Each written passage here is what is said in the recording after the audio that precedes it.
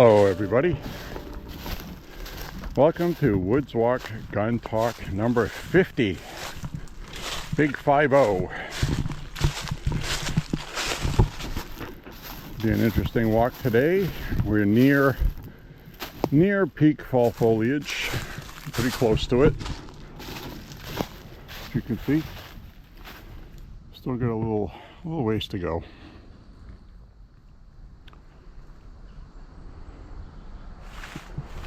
We're getting there.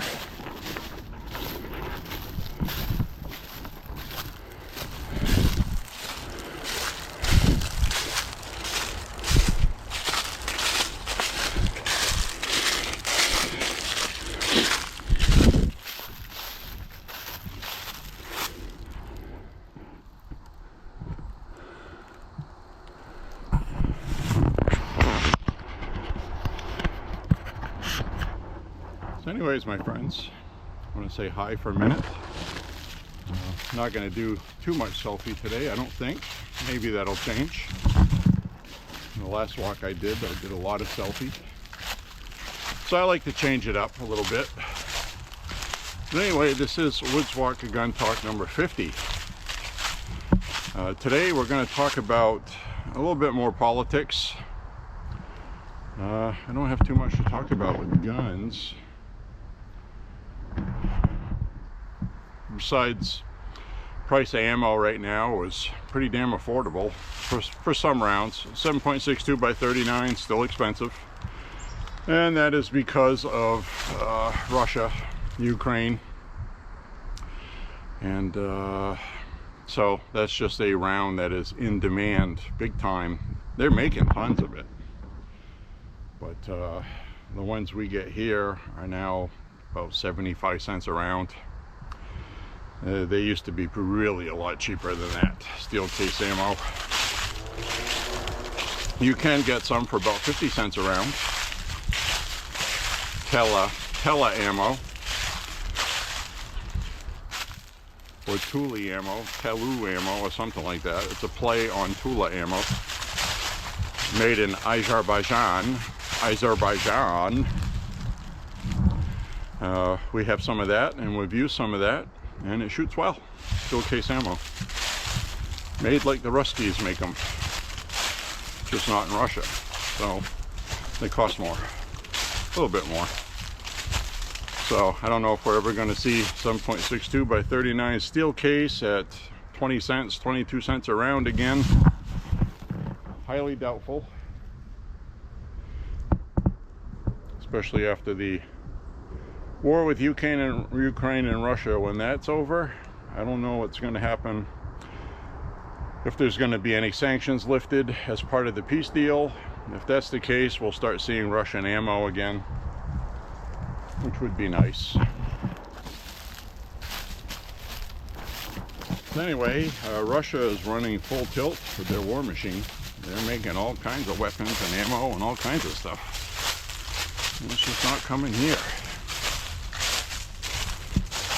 So anyway, I just wanted to say hi. I'm going to take these off here. It's not really a huge day to have sunglasses. I'll put them right here and hope I don't lose them. I'm going to turn the camera around now. I just wanted to say hello. So hello. Woods Walk Gun Talk number 50. It's about 60 degrees today. High is going to be 61. I'm wearing leggings underneath these pants because it's the time of year it is, but I can tell you already that feels way too warm. I'm also wearing this hoodie on top of a long sleeve shirt with a t-shirt over that, and I'm also sweating a lot, so it feels very mild. My face is getting wet. So anyway, it's a nice day to walk in the woods. We have some fall. I brought the 360 camera today to get some, hopefully some good fall foliage. I think I might have to wait another week to get all golden colors. There's still a lot of green. Still a lot of green.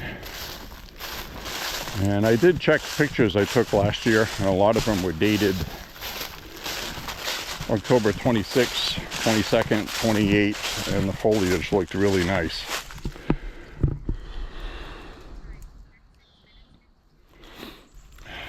So, I'm just going to do my walk today. I mean, it's still pretty. I mean, this is still nice. Fall in Maine. We'll have peak foliage within a week or two.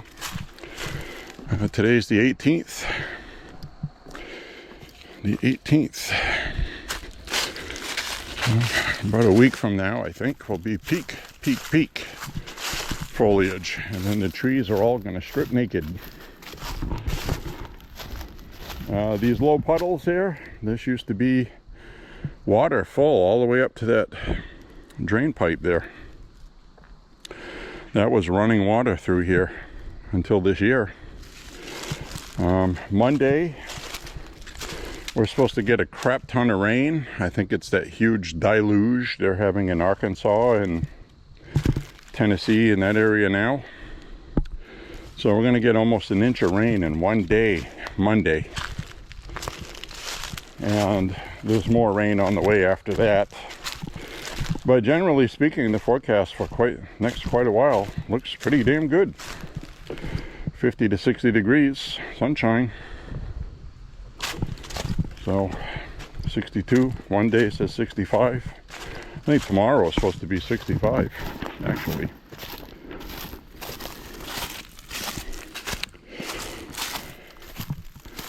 So we're going to go for our woods walk. Gun talk number 50. 50 of these. I've done 50 of these in 4 years. First one I did was only about 20 minutes to a half hour. We have progressed quite a bit since then. And I've lost a lot of weight since then. Yesterday's walk with my Echo shirt, that made me very happy because that was a sweatshirt that I really liked a lot and just never wore it because it felt like I had to squeeze into it, like I was wearing 4 shirts underneath it or something. Now it fits loose. I'm very happy with that. I've also got a lot of t-shirts that were size large that I can wear now. Extra large is still my favorite, although they fit loose. I like loose fitting clothing. It's more comfortable, especially to walk in.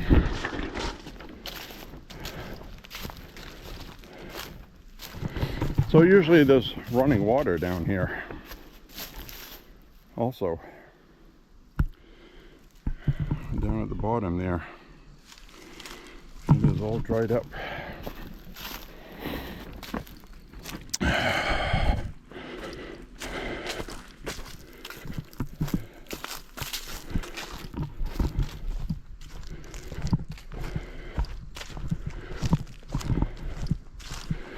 So we'll meander through the woods. Yeah, it kind of looks nice. It's just not quite peak foliage yet. Not quite yet. Pretty soon we'll have some white stuff. About 5 or 6 weeks from now. Sometime sooner. We'll be getting some snow.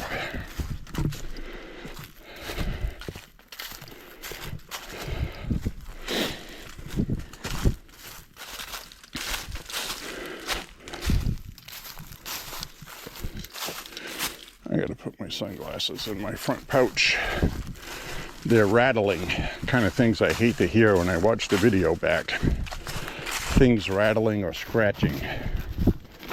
I got one of my night walks recently where the camera was chest mounted and it was rubbing on the zipper for the entire walk. It's not something I can notice while I'm walking. So today, what's going on today? The No Kings. The nationwide No Kings March. Anticipated to be well over 5 million people nationally. To be honest with you, it did not look that big. I'm not buying it. It's not what it looked like to me today. I checked out several live feeds. There were pockets. Times Square in New York was the biggest one. And it didn't look like anything impressive. I think people know it's bullshit. Because if we had a king protesting the king, would a king allow the protest to happen? Or would they round everybody up, shoot them, put them in camps? So, I think people inherently know that's bullshit.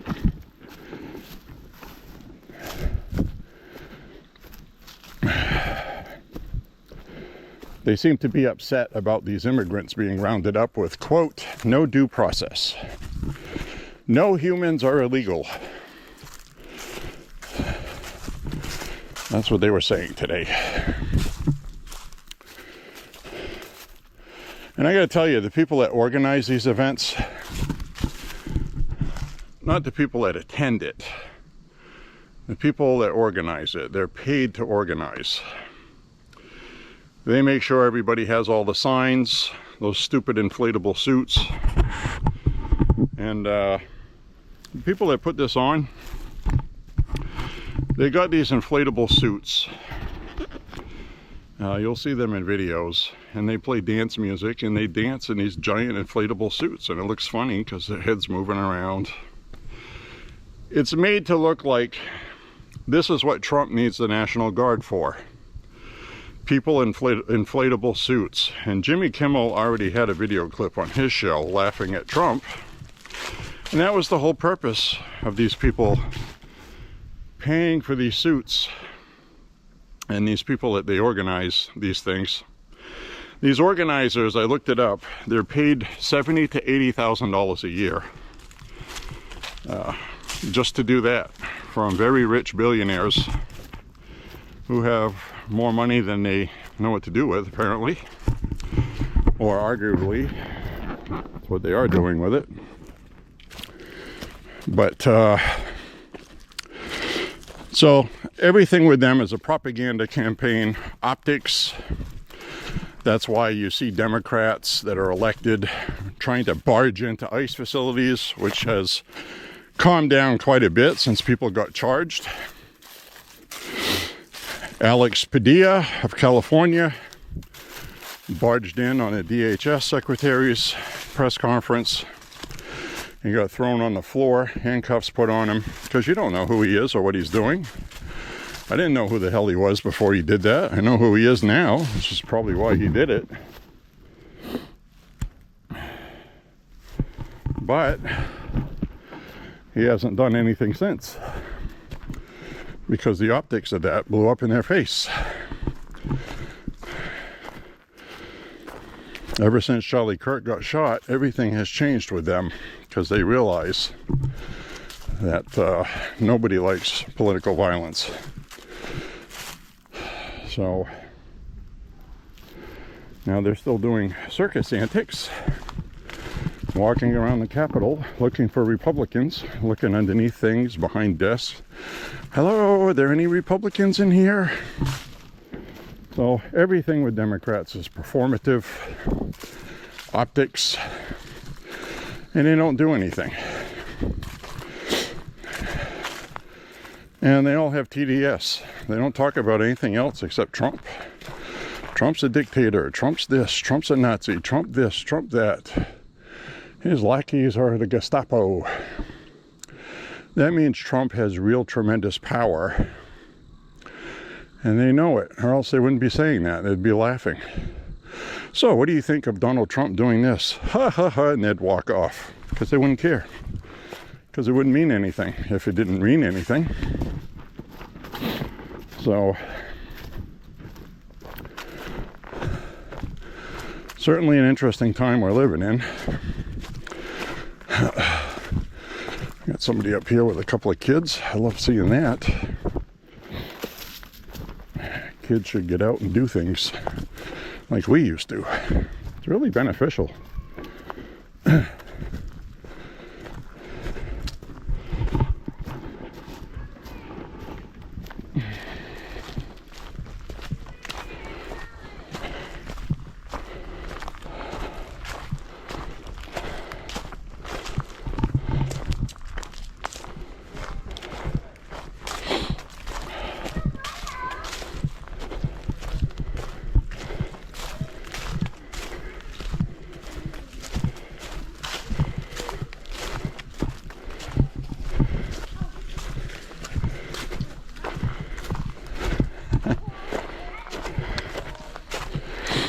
They're out here walking around, having a good time.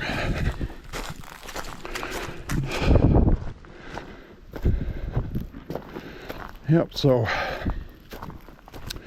the No Kings rally. You get these people saying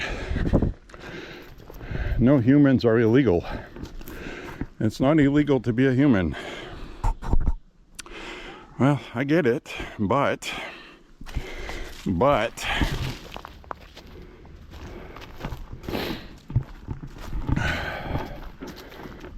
Congress passed laws saying that you have to be here legally. If you're not, you are here illegally.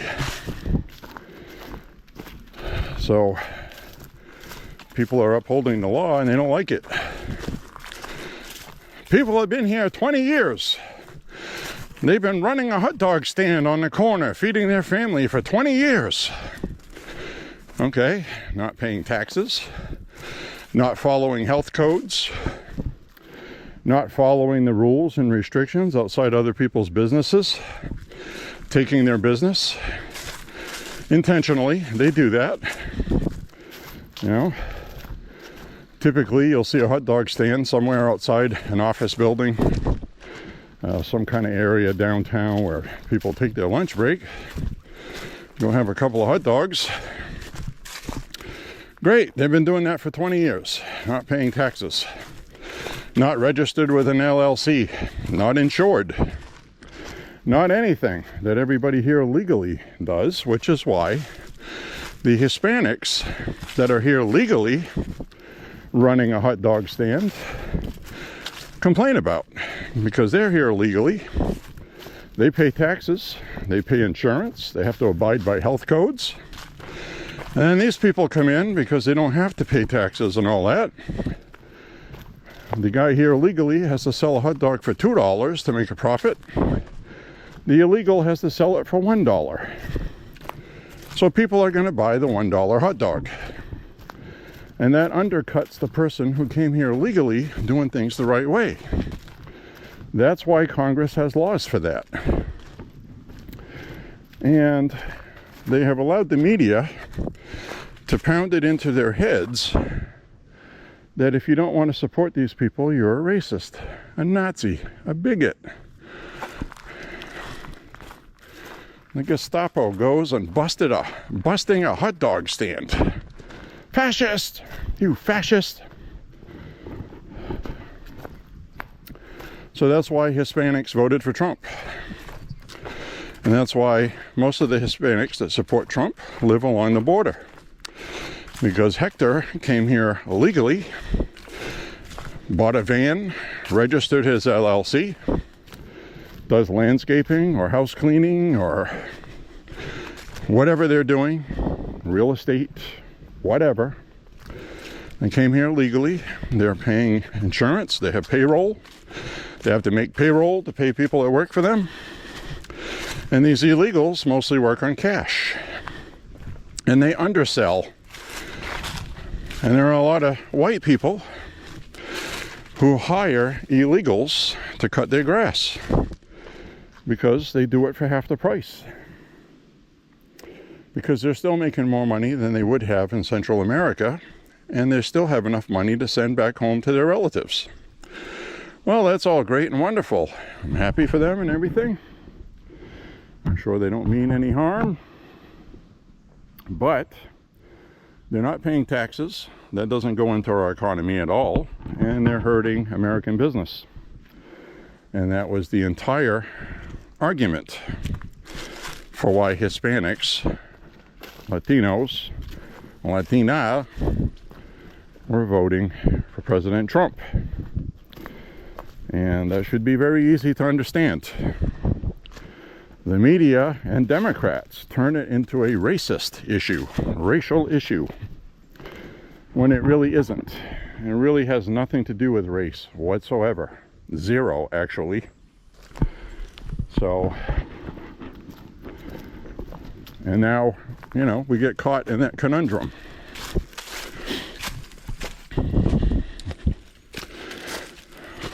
They have everybody talking about racism instead of the real problem.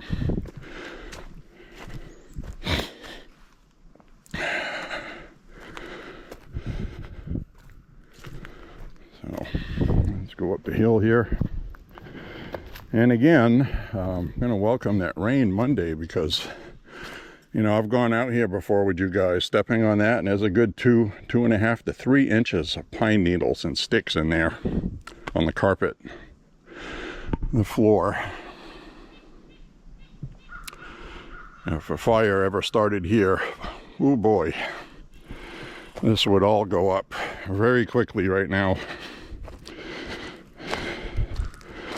That's why the other night up the street, I stepped on that cigarette butt somebody threw out the window. This is not the time of year to be throwing cigarette butts out your window.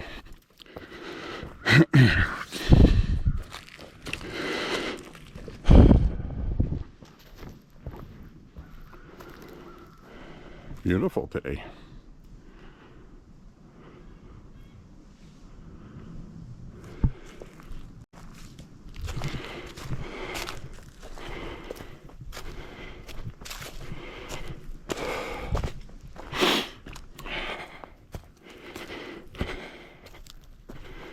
I'll head on up this way. So, Trump's a dictator. Oh joy. Court tells him to stop doing things, he stops doing it. He's been abiding by the courts. Hasn't disobeyed any courts. Worst king ever. That's all I'm saying.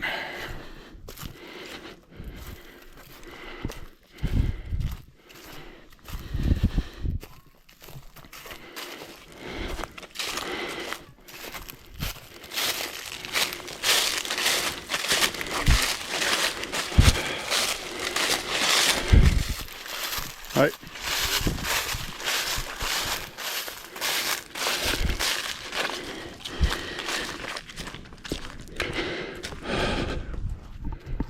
So we're going to go down this way.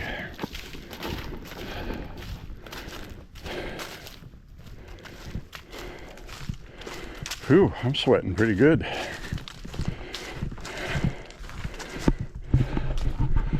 Definitely did not need leggings today under my pants.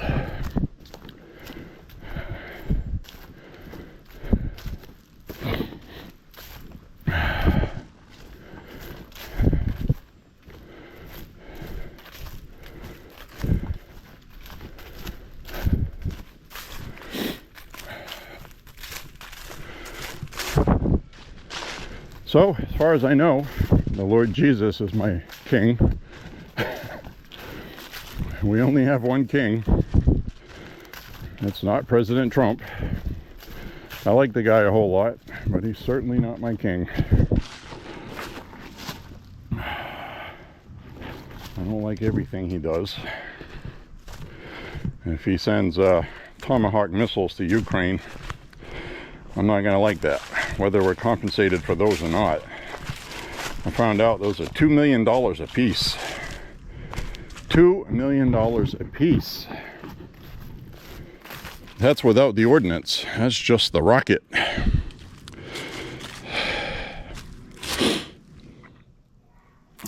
Still a lot of green on these trees. See a lot of squirrels running around down there. They're trying to get fat. They're trying to get fat before winter. Now, something I'm not seeing this year. Like right here, these are all oak leaves, but I am not seeing acorns this year like last year. So I'm really starting to wonder if the drought is affecting the amount of acorns, because it looks a lot less than last year. Hi, how are you? Good, how are you? Pretty good.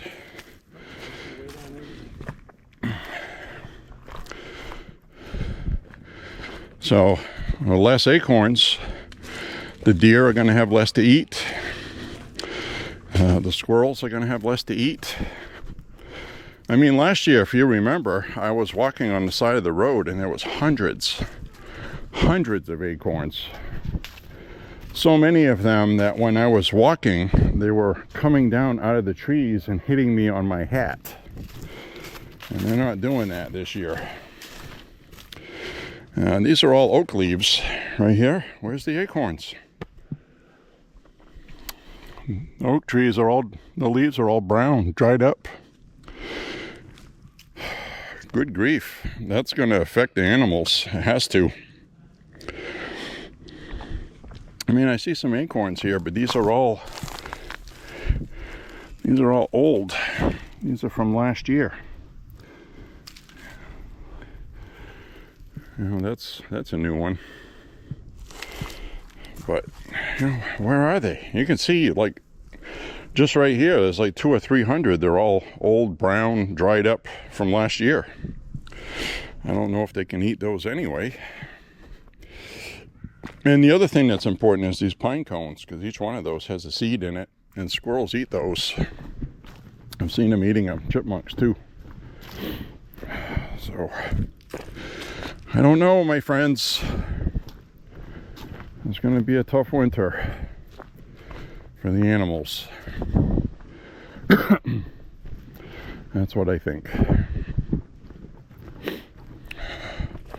In my non-professional opinion.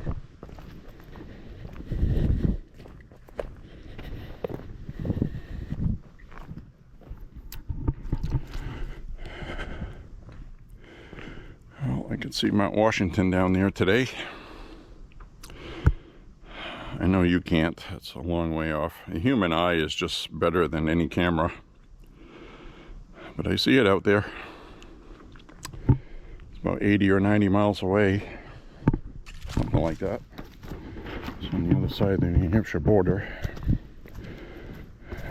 We're at mile marker 80 on the interstate, so that's about how far it is.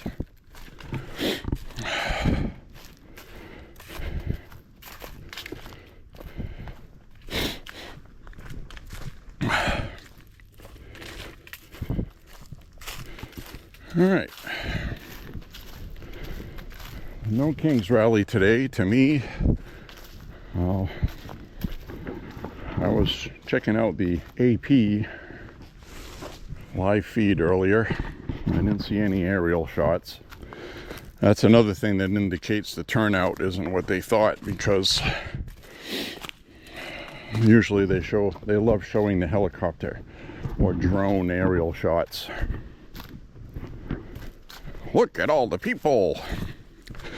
No, they spent their time with people speaking on a stage, and they showed some of the crowd. But, you know, New York, places like New York City, there's people protesting every day of the week in Times Square. It's either climate or whatever else. So it's pretty common. And there's actually a live aerial view Times Square stream. People can check that out, I guess. So I was checking out a live stream last night. Looks like the Los Angeles Dodgers swept the team they had to beat to get to the World Series. So the Los Angeles Dodgers are going to be in the World Series. fans were out in the street celebrating, and they had sheriff's department was out there with their riot gear on and making their presence known ahead of any nasty stuff that would happen. So the drawback to that is, okay, you're damned if you do and damned if you don't. So they blocked off a street with the police vehicles, about 5 or 6 of them. They closed off a street, then closed off another one. They had all these armed guys in tech gear with their riot helmets and shields, and the live streamers on YouTube are like, oh, come on, this is overreacting, there's no need of this. And I'm like, I seem to recall the Dodgers winning the World Series and smashing storefronts, burning cars. They have a history of going a little crazy, okay? It's like the Montreal Canadiens. Canucks fans did that too. You know, they smashed storefronts and flipped police cars over. They were rioting, okay? They have a history of it in Los Angeles. I don't know what to tell you. So they went out there knowing that, and now they're the bad guys. And they're trying to blame Trump for it, and it had nothing to do with Trump. That was the Los Angeles Sheriff's Department and Police Department. There was no federal anything involved. So they just look for an excuse to blame Trump for everything. It's Trump's fault. So, anyways, I think I'm going to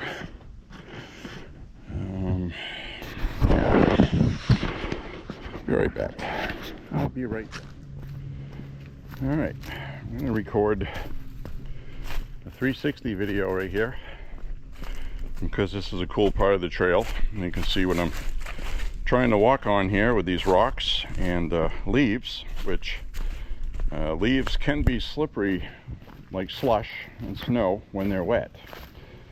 Thankfully they're dry, but that doesn't mean you're still not going to see me fall on my ass and break myself. I just want you to see what it's like walking on a trail in the woods.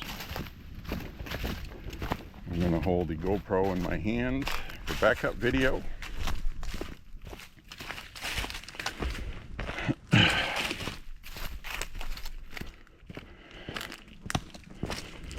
So we'll walk down this way.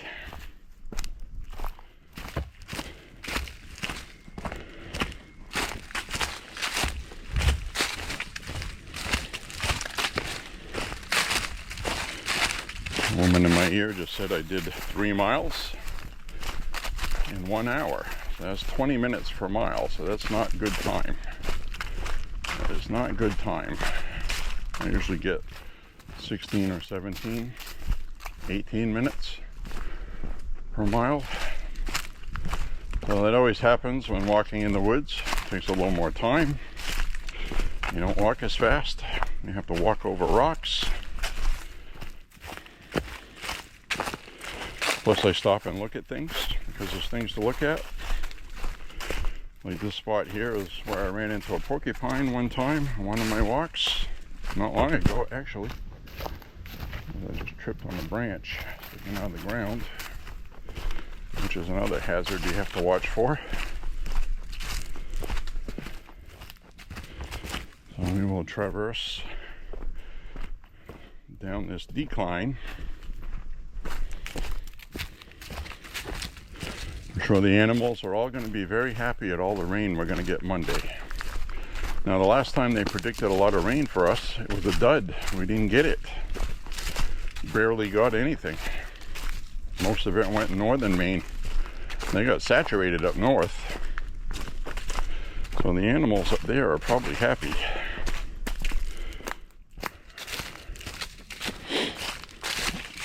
So let's walk down this way.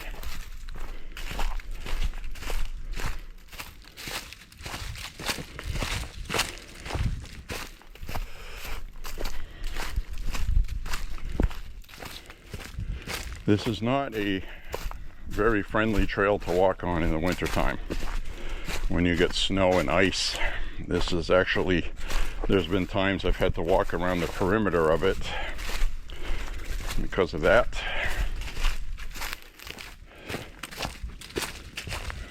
I've only fallen a couple times, thankfully.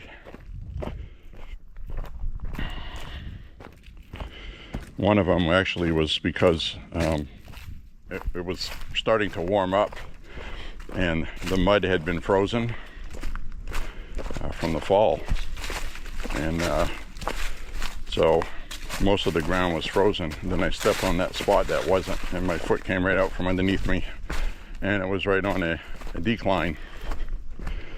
So my feet went right up in the air and I landed on my keister, which did not feel good. Doesn't feel good at 20, feels even worse over 50. Not a fan. Was not an enjoyable experience. So we'll head down to the bottom here, then I'll stop recording. And we're going to head over across the field.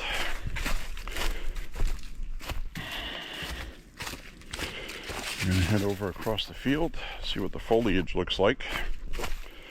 Last time I went through there, I was like, oh, this is starting to look nice.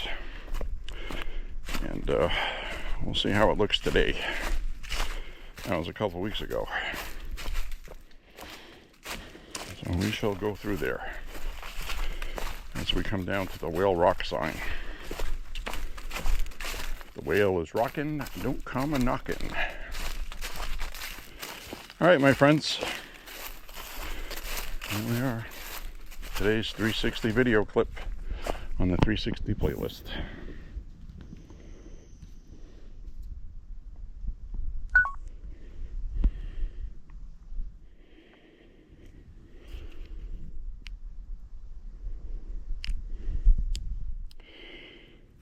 All right.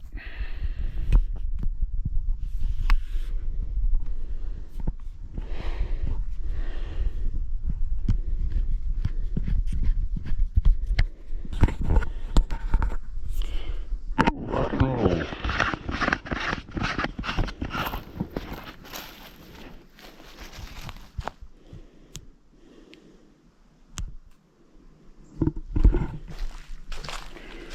All right, let's head on the road. I'm gonna put the little condom on the camera. Gotta protect the camera, the little camera condom.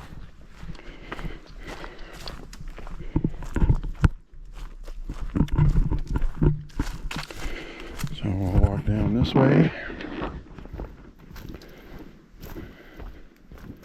Pretty quiet today with regard to people this far.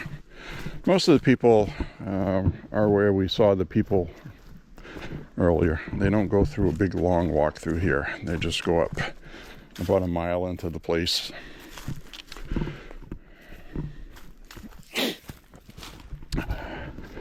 We like to go a little further or farther. Further, farther. There's two different uses for further and farther. This time we're going to go farther because the further we go each time, the farther we get.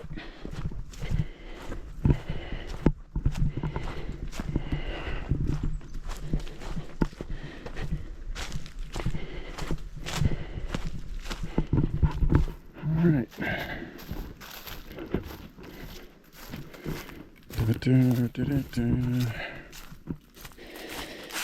It is nice walking on dry trails. There have been times I've walked through here where, you know, it's muddy. And they did a good job cutting drainage channels in the trails here and there to help the water drain.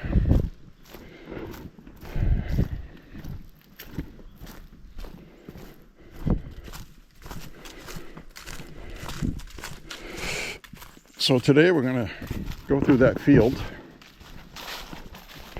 Got to pull my pants up. My pants are falling.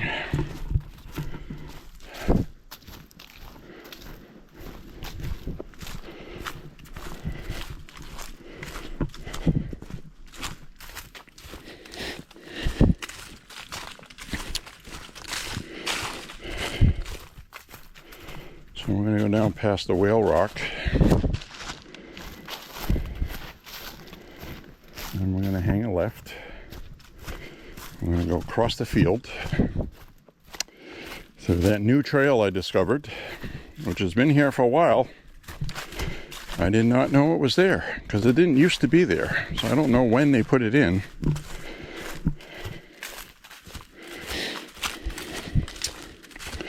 But it skirts right along private property, which we can't go on as it's posted. There's a sign posted. But we are going to walk down there. Regardless. This is the area where back in August, end of July, beginning of August, I think it was, that I almost overdosed on wild blackberries and raspberries. And we also had some blueberries. Remember that? Free right off the trail. Just pluck them and eat them. Basically, though, blueberries are only really good when they're cooked. Raw, they're not really sweet. You make a blueberry pie, what makes it sweet is you put sugar in it. Just like when I make an apple pie, sometimes I would buy a crust. I don't make my own crust. I'm not that crafty, although it's probably not very difficult. And just put apples in there. Put some sugar on it, some cinnamon, and put your covering on top, whether you want the cross-hatched one or just completely covered with the little slits, whichever you prefer. And you just bake it. Apple pie is very easy to cook. Very easy. And very good, I should add. The other thing I'm happy about is the price I just paid for a bag of apples. Things are returning to normal. That was the other thing I heard today about these No Kings people that were being interviewed. Inflation, cost of food, cost of this, well, I really don't know what they're reading or looking at because prices of everything have come down. We got a chipmunk here. That quick little athletic bugger, huh? So, price of fuel has gone down. I was having a discussion with somebody that watches my channel, Mr. H. He was hoping for low fuel prices, and it's like, well, the spectrum I saw for predicted prices was anywhere, the highest price predicted was $3.50 a gallon. It's under $3 right now. So the lowest was $1.69. So there has a potential for that to swing either way, depending on supply and demand, what happens with world events, political issues. If something gets settled with Ukraine and Russia, the price of oil is going to plummet. Right now it's $60 to $69 a barrel, which is for crude, which is what we want to see. At one point with Joe Biden, it was over $100 at one point. Heating fuel shot up to $5.98 a gallon. And thankfully, we were out of the heating season when that happened, towards the end of it in April. So that was BS. But I don't anticipate it being a problem this year. So, but like I said, if Europe starts boycotting Russia, we're going to have to start supplying oil and fuel to Europe. So that cuts into the supply aspects of it, increases the demand. So less available supply and increased demand usually raises prices. So hopefully that doesn't spike too badly. But if you want the war in Ukraine to end, Russia is going to have to be crippled. Unfortunately, because he doesn't look like he wants to quit. Not while his popularity in Russia, you know, that's the thing. The propaganda in Russia is that what's going on in Ukraine is Russia is retaliating for encroachment on the motherland. Very similar to if a country was creeping up on Texas with missile installations from NATO. Which, you know, make no mistake, I've not changed my mind. The Ukraine-Russia war is the fault of NATO. They made a promise when the Iron Curtain fell in 1990, 91. Part of the deal was that NATO would not encroach on Russia. That was the agreement Russia needed to denuclearize. The SALT Treaty. And George Bush Sr. destroyed somewhere between 2,000 and 3,000 nuclear weapons of ours to go along with that. So we still have well over 5,000, about 5,300. Russia's got about 5,700. So everybody still has their nukes. You know, it's really made me laugh online as this person said, Russia's got more nukes than we do. We can't mess with them. They have 5,700 and we have 5,300. And I'm pretty sure you only need less than 1,000 to destroy the whole world. So what's your fucking point with that, really? Thank you, you don't have one. So anyway, you know, and it's just people regurgitating what they heard on CNN or MSNBC or, you know, because that's propaganda they use. They don't mention those facts. They just make it sound like, oh, we better be careful. Trump better be careful. Strange as it sounds, I understand Russia's anger with NATO and why they invaded Ukraine. I don't think they did the right thing invading Ukraine, but they were rightfully upset with the encroachment on their motherland. Because in the past, when people have encroached on the motherland, it resulted in 40 to 60 million dead Russians. That is still in their memory and DNA. So I fully understand, okay? And you should too. NATO did screw up. They were not fair. They didn't honor the agreement while Bill Clinton was president. So Ukraine, which used to belong to Russia in the Cold War, okay? That's the thing. That used to belong to Russia. They want their Texas back. Just so you understand. Remember Chernobyl? Oh, Chernobyl in the end, 1980s, 84, I think it was. I remember that. It was a big crisis. Word is coming out of Russia tonight. Chernobyl, a Russian nuclear power plant. Well, Chernobyl is in Ukraine now. So, that's what I'm saying. Russia gave up a lot, and then the nerve of NATO to creep up on them like that, installing missiles and military stuff. Well, Putin is a patriot. He wants that land back for Russia. He believes it belongs to Russia, like we would believe Texas belongs to the United States. Now, it's Russia's fault they lost it. I'm not excusing things for Putin. What I'm saying is I understand his logic about it and why he doesn't want to quit, I guess is what I'm getting at. So, Putin, whether you like him or not, does have about 80% approval from Russian citizens, even this long after the war. Russian-controlled TV, propaganda,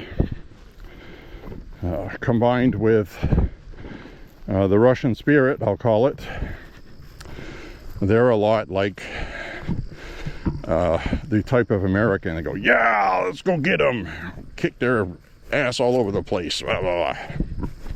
Rah, rah, rah. And you have to understand their history. They have overcome overwhelming odds from the Nazis, who killed millions of Russians, and you had the Afghanistan debacle.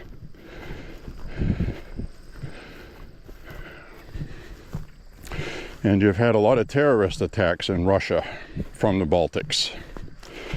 So it's complex. And that's why the war's still going on. But it's been going on for 3 years now. At great cost to Russia. You got gas lines in Russia, fuel gas lines. And if Ukraine gets Tomahawk missiles, you can kiss a lot of the remaining oil refineries that they couldn't get with drones. Tomahawk cruise missiles will take those out. Now, you have to picture it from this point of view, okay? Let's say we are fighting for Texas, right?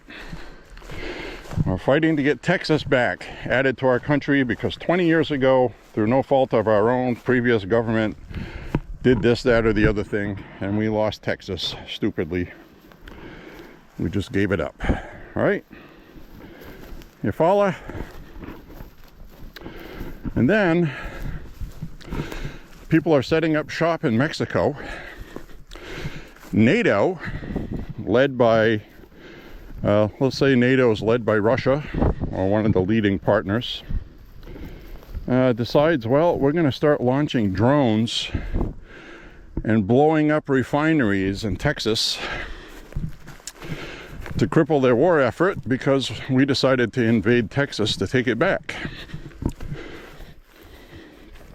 So how would you feel about our refineries getting attacked inside the United States, like Oklahoma, Arkansas, New Orleans, and having drones slamming into refineries and hitting apartment buildings and killing citizens? You would not want to just say, all right, we need a peace deal, we quit. We'd want to fight back, we'd be pissed off. And that's why Putin's approval rating is at 80%. Before Ukraine started shooting drones into Russia, approval for Putin was around 60%. After being at 80%, he was losing popularity. But since the drone attacks, citizens were like, you know what? Blah, blah, blah. They shouldn't be doing this. They're launching drones into apartment buildings, killing kids, women. So Putin's approval rating went up to 80%. Very similar to George Bush Jr. after 9/11 having a 72 to 76% approval rating after that happened. So that's what's going on in Russia, from what I can tell. It's a big mess.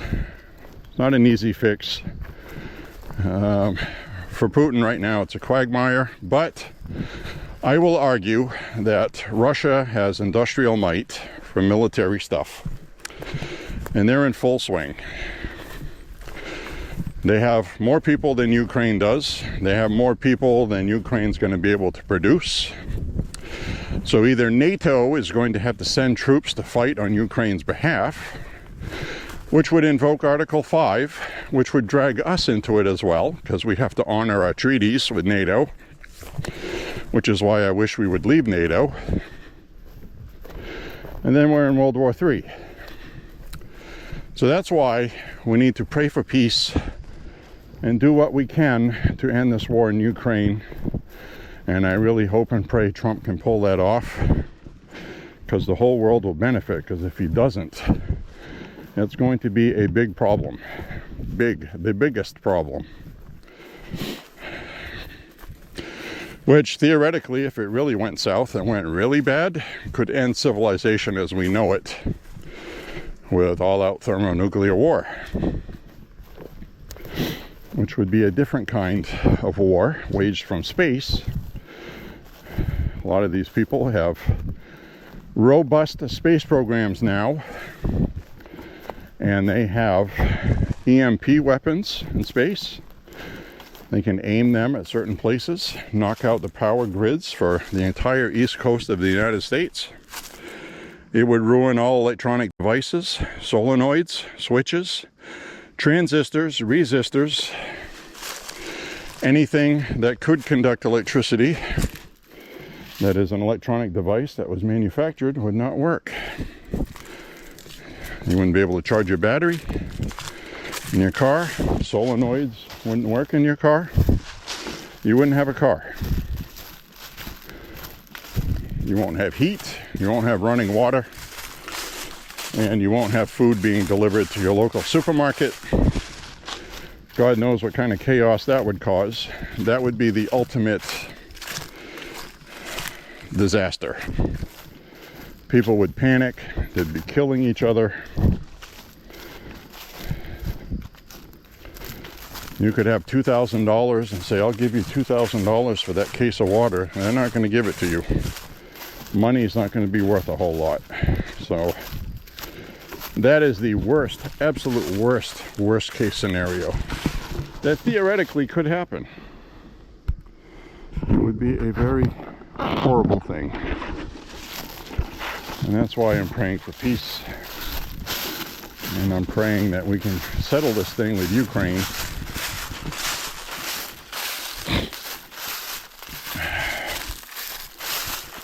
So, anyways, that's what these walks are for. I'll give my commentary on that stuff. So we're going to walk on this trail. It's a new trail. Second time I'm on it. This time I'm reversing my route that I did last time.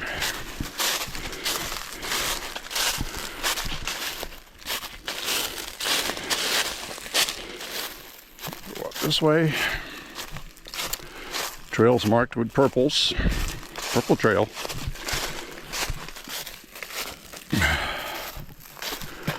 That's a part in the woods up ahead. And I want to shoot a 360.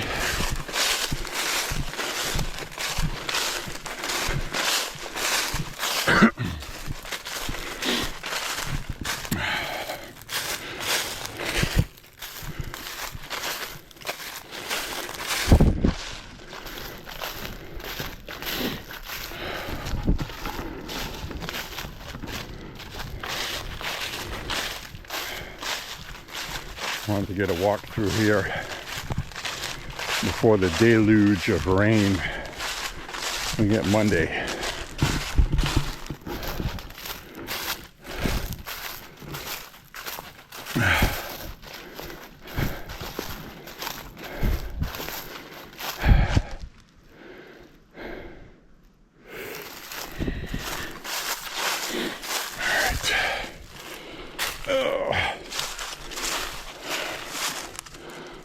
Big birch tree.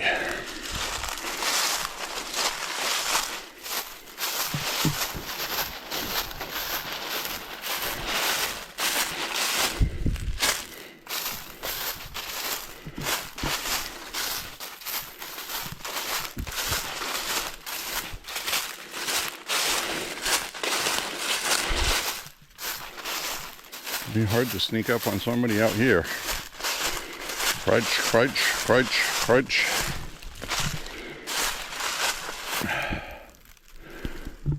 I don't recall these trees being down. Did I make a wrong turn at Albuquerque? I'm not seeing purple. I'm not seeing purple on the trees.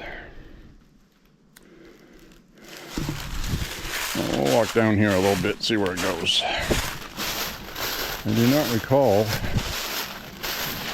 these here last time I walked through here. Yep. I am definitely off the trail. It's a trail, it's just not the one I wanted. So now we're exploring something new. Well, let's see where we end up.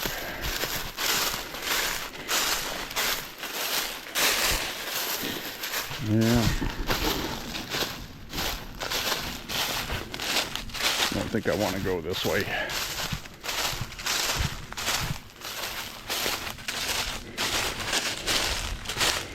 Yep, that's the power lines. It goes down to the power lines. Well, that's a cool spot down here, though.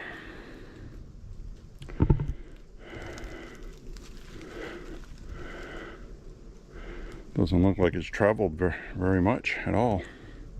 But let's go through down to a little spot here. I'm going to walk back.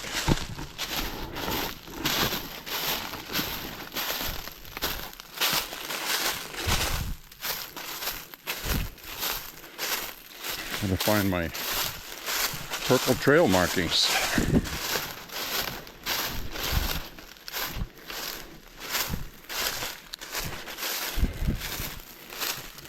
I'm lost. Not literally.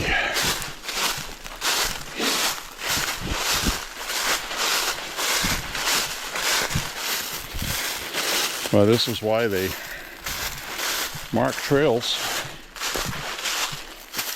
with purple. Looks like there's a trail that goes this way too. There's probably little trails that go all through here.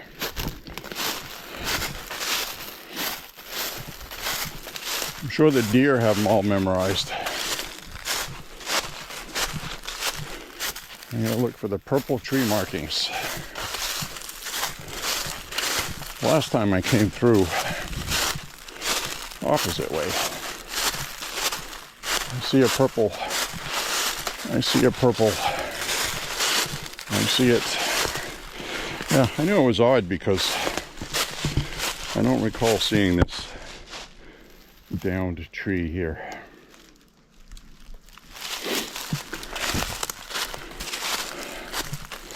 There's the purple right there. When we get purple, that's what you gotta look for. So I went straight when I needed to go right. But we got a new little offshoot.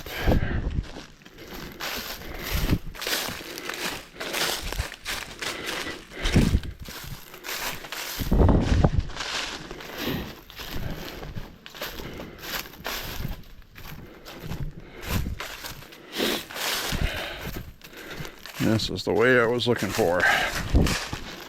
Follow the purple trail.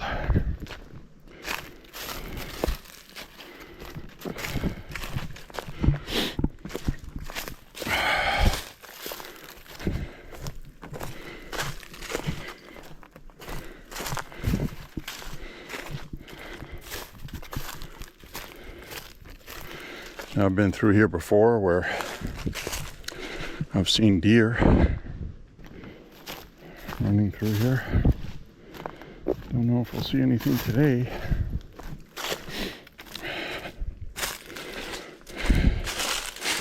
Got these cool rocks.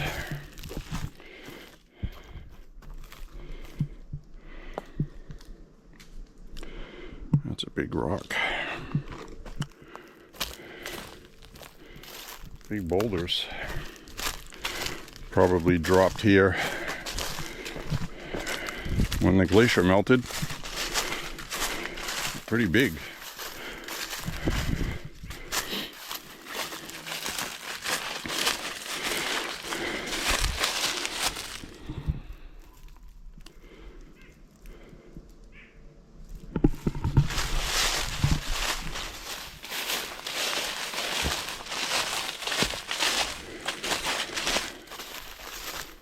Walk down this way.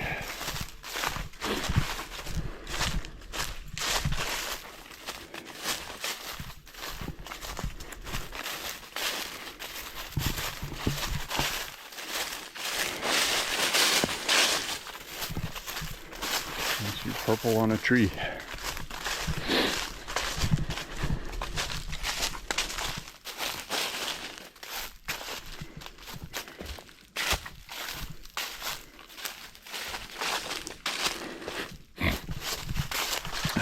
Pretty impressed with how long this trail is.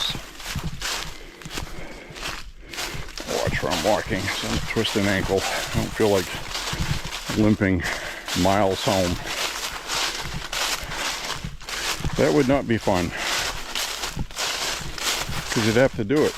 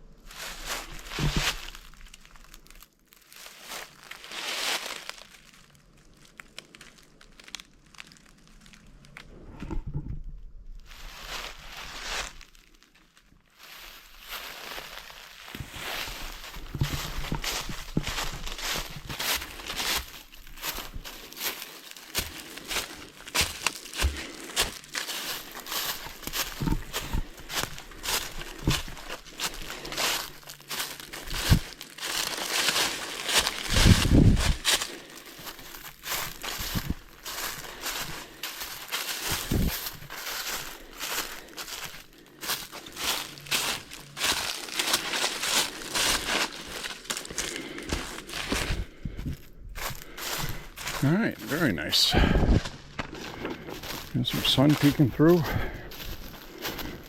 Still following the purple trail. Purple is our friend today.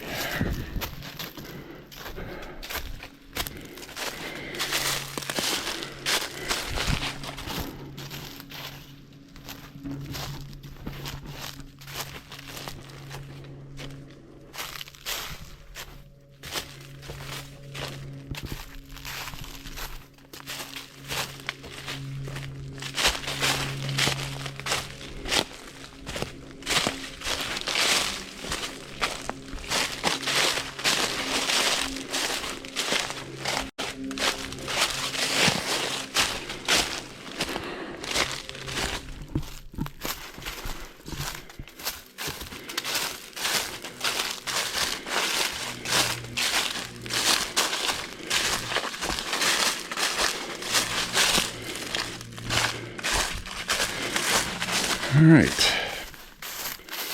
think this is the spot I wanted to get to, close to it.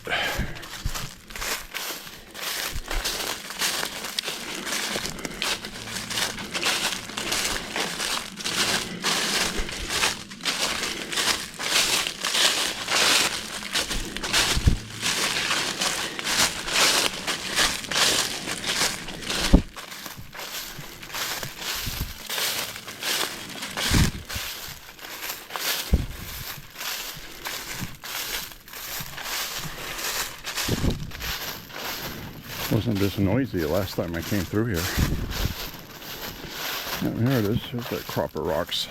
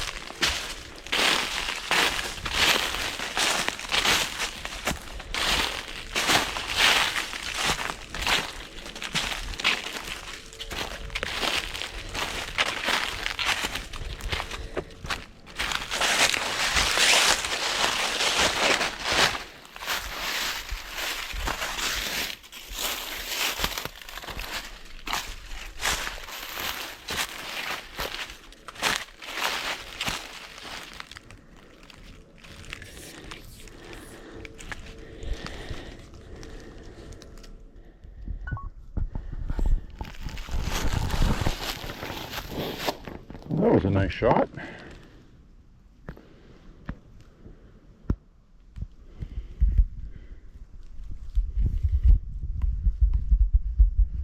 Nice walk today.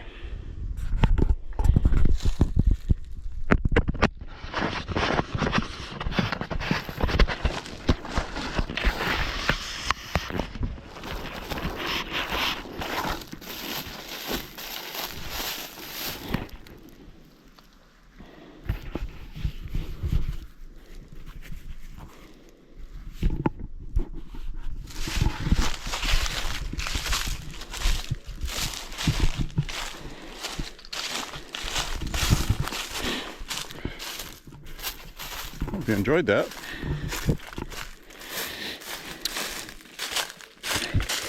A little spot I like to go to out here. It's quiet. Well, quiet when we're not crunching leaves. Quiet in the summertime. But walking right through here one time, a deer came right down this trail, right in front of me. And another time, one ran through here, and I didn't really get a good look at it.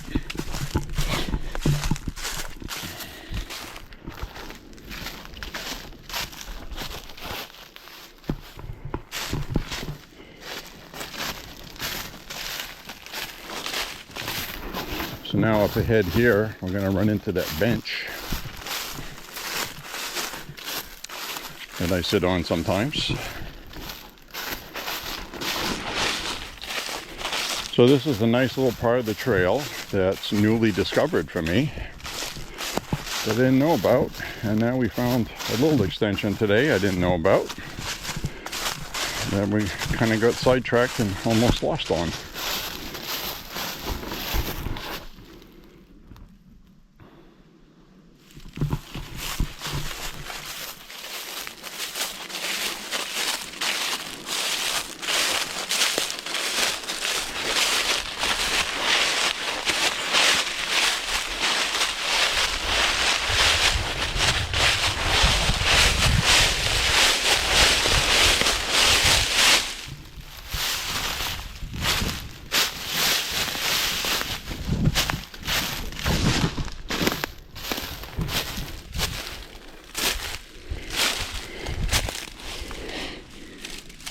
So this is the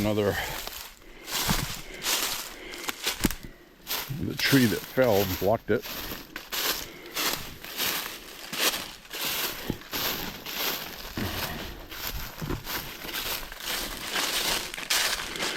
Over here is a couple of rocks if you want to have a sit down.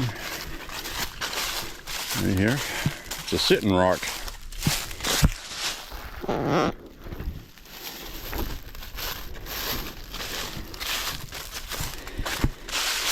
This is that field where you see the turkeys in sometimes.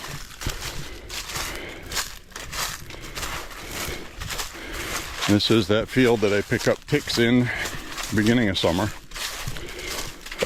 You've been with me before where we've sat on this bench and pulled my pant legs up there and plucked a couple off me.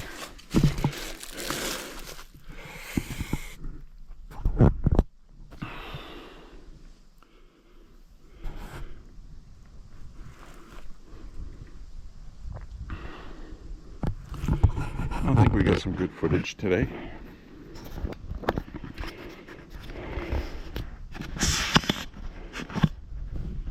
Got some good footage on No Kings Saturday. Oh, these guys kill me.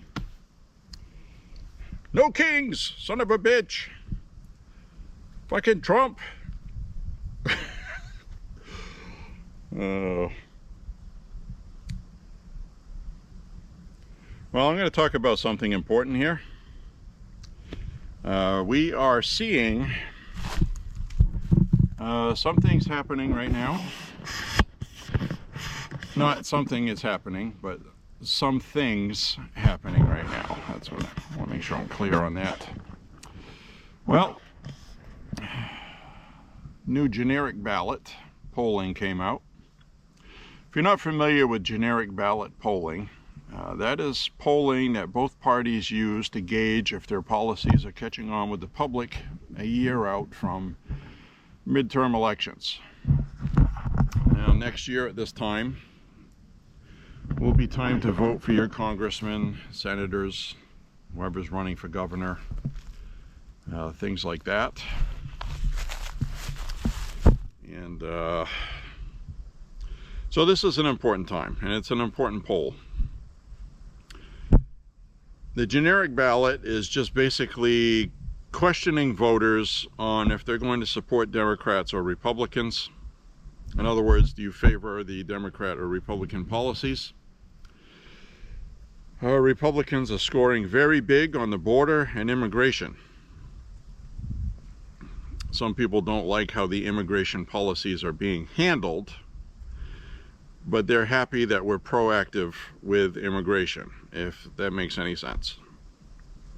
Some people are having a hard time seeing video clips of people showing up for their court date as an illegal and getting nabbed. And the Democrats are trying to say that it is no due process. They don't have a warrant, but they have warrants. They have warrants for, they're there specifically for that person. They're not just plucking somebody off a bench inside. So the media is trying to make it sound like they're arresting U.S. citizens. A couple of U.S. citizens have been detained, not arrested. There's a difference. Detained until they could verify who they were, because they were there looking for somebody else. They may look similar to them, or they were possibly housing somebody they shouldn't have been, which is a crime. So they were detained until the investigation is complete. Of course, the media makes a big deal out of that. They're arresting U.S. citizens. No, nobody's being arrested. Detained and arrested are two different things. A detained person would be, let's say you witness a shooting. You're right there where it happens. Okay? You're not involved in it at all, but you saw it happen. The police show up. You're going to be detained until they can ascertain whether or not you are involved.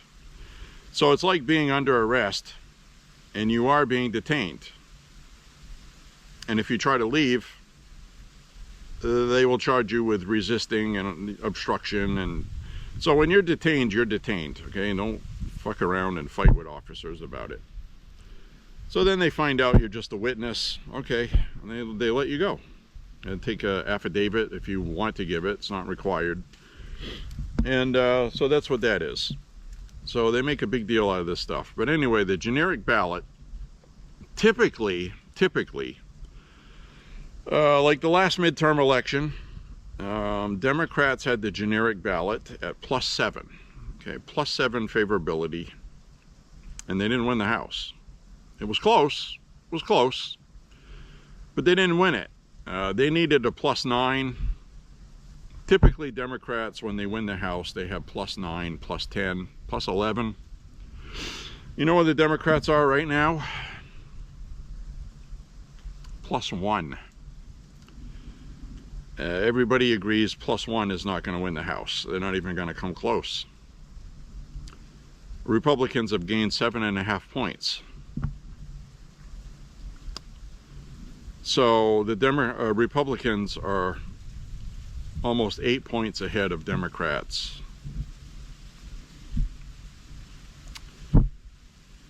That's not to mention, besides being +7 from where they were the last time where Republicans won the House, they're 7 points up higher, and Democrats are 7 points lower when they didn't win the House. And that's just the way the districting maps across the country go. Now, Texas added 5 seats, okay?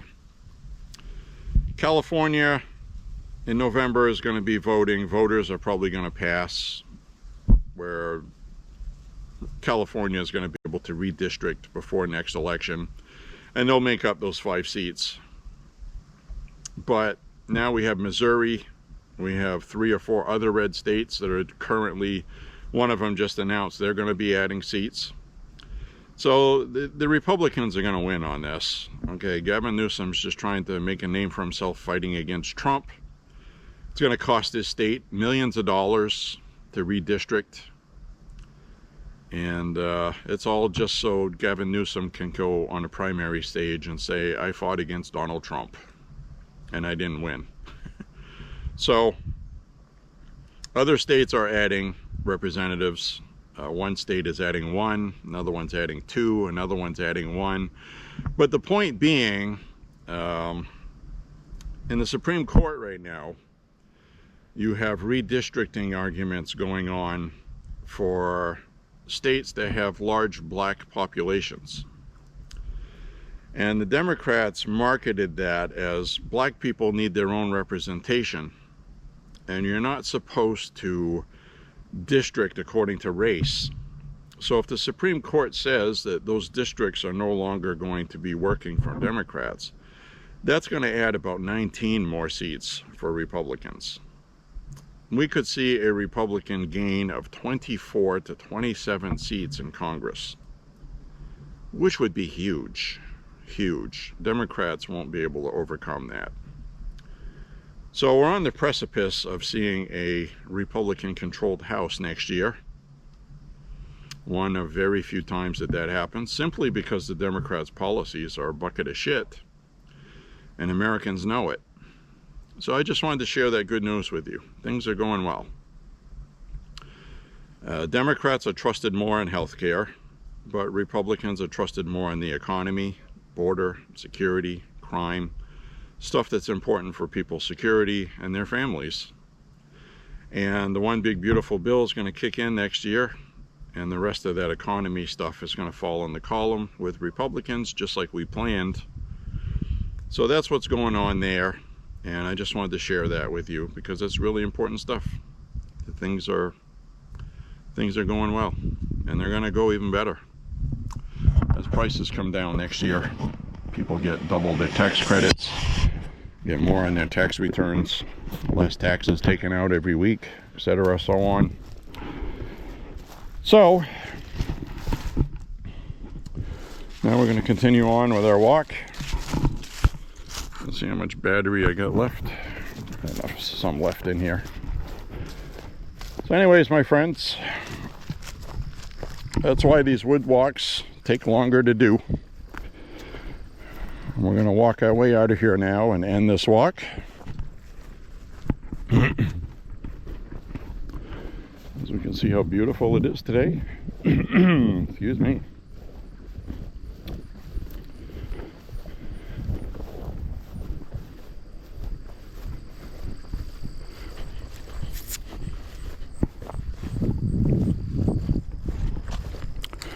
So this was a fun walk today, and it was nice to have some good stuff to talk about. Excuse me, jeez.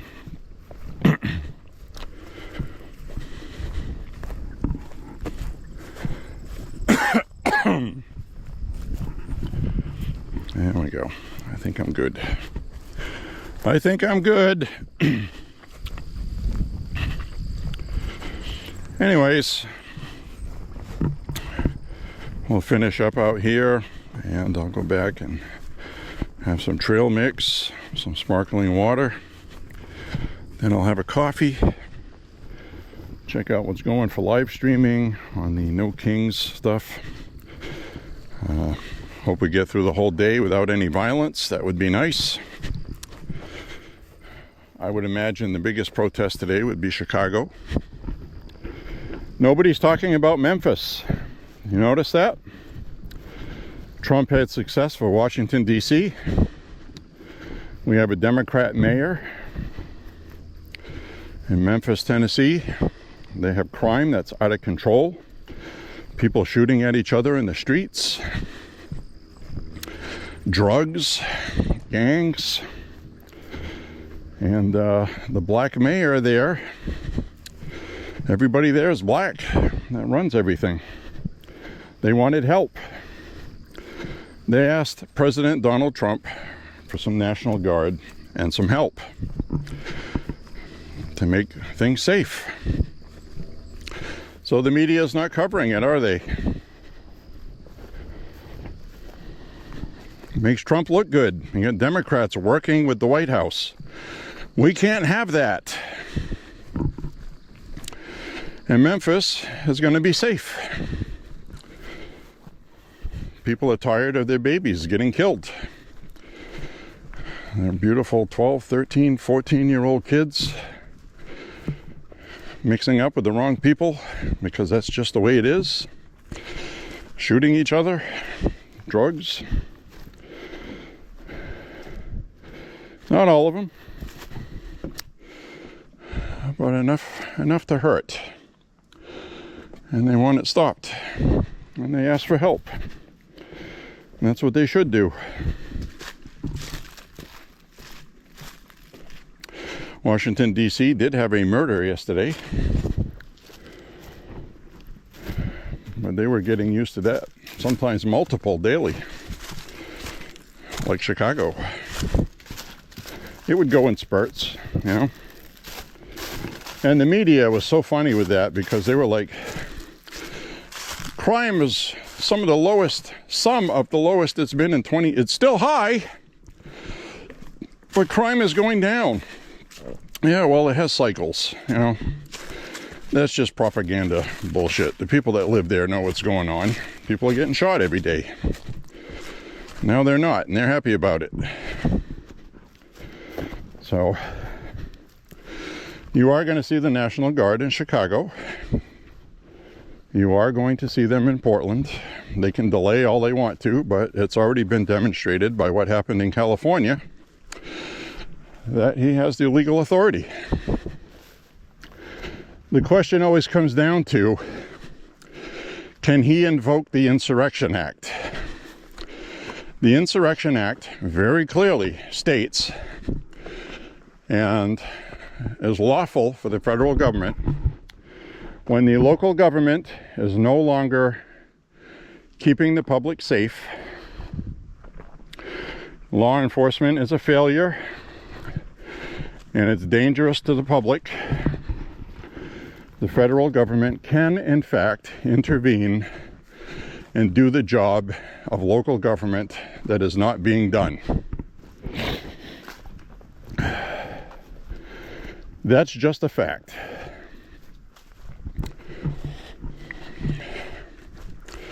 So they can get upset about it. They can cry, file all their lawsuits. Trump's going to win all of those like he has already. California lost the National Guard argument. Oregon's going to lose that same argument, and so is Illinois. And the reason why they're going to lose it is because they don't have more power than the federal government. Plain and simple. And this is all about Donald Trump. Pritzker wants to be in the White House as president, and God help us if that ever happens. And Gavin Newsom wants the same thing. But the best candidate the Democrats have is Josh Shapiro, Pennsylvania, who I don't particularly care for. But I'm just saying, he's more of a normal Democrat, a moderate, sort of. Leans a little left, but a lot of Pennsylvania is a purple state. And he is liked by the people that live there. So that's why I was very surprised when Kamala Harris picked the idiot Tim Walz. And I think at this point, there is no argument that Tim Walz is not an idiot. He is. He's one of the biggest fucking morons I have ever seen to hold office anywhere.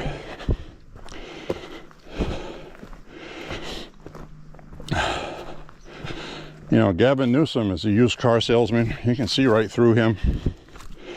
He says a lot of things, does nothing what he says. And people see that. He's not popular in California. He's not going to go anywhere. Kamala Harris now is out telling the world that she is the best candidate for 2028, she said.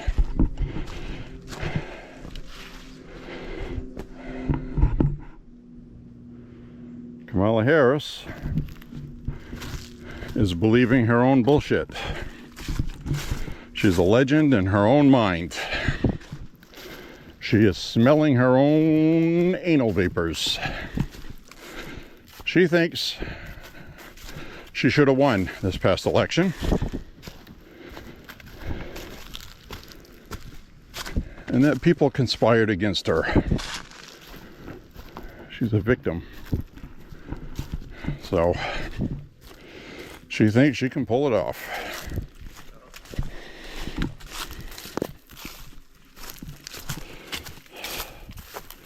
Hey, how you doing? Good, how are you?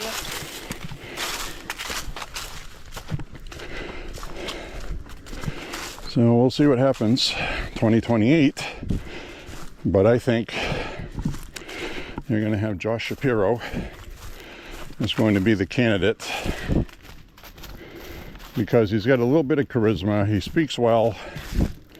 He doesn't like Trump, but he doesn't make the same insane friggin' rhetoric, you know?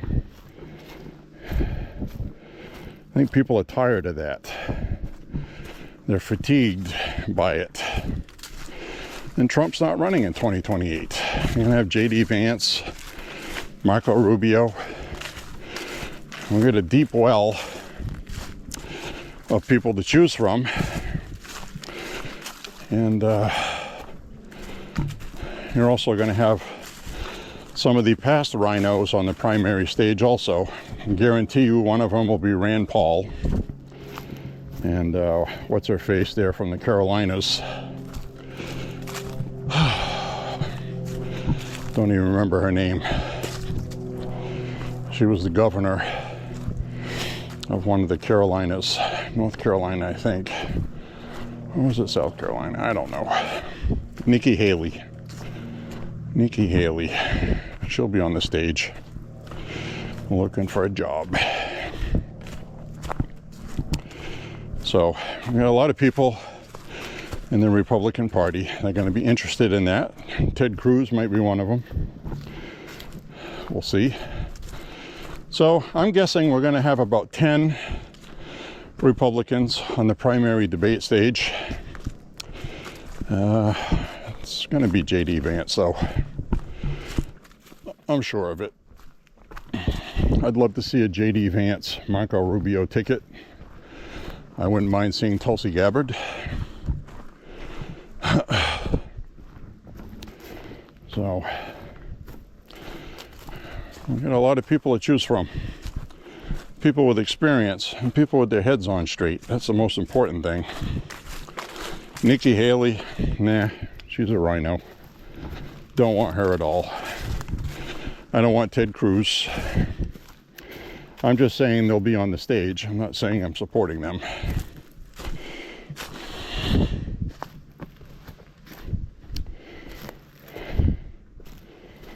So we'll go down this way, walk our way out of here.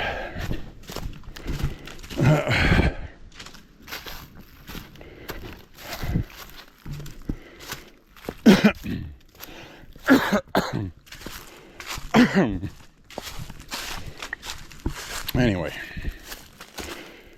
it'll be interesting regardless, I think.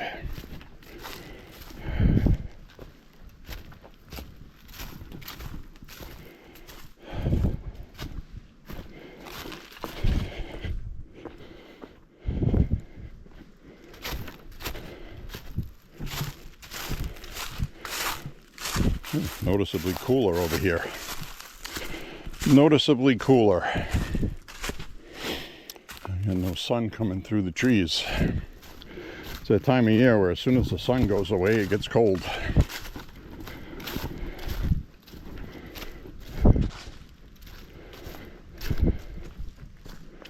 Kind of like on the moon. Sun comes out on the moon and gets very hot. And you get radiation. Not filtered by an atmosphere. And as soon as the shade goes by, it's below zero. Like flipping a switch.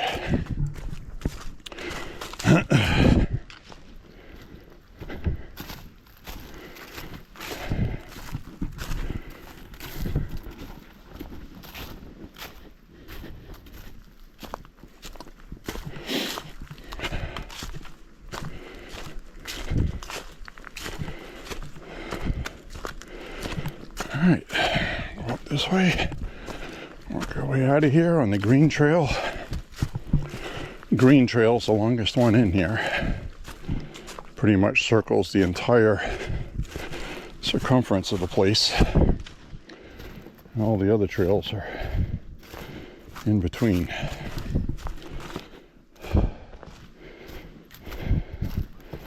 So this is going to give us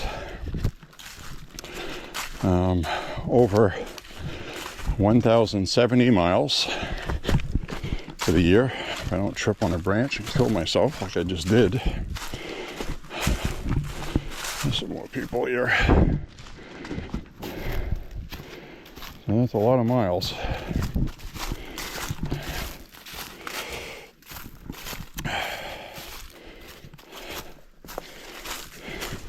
Hey, how are you? Doing good.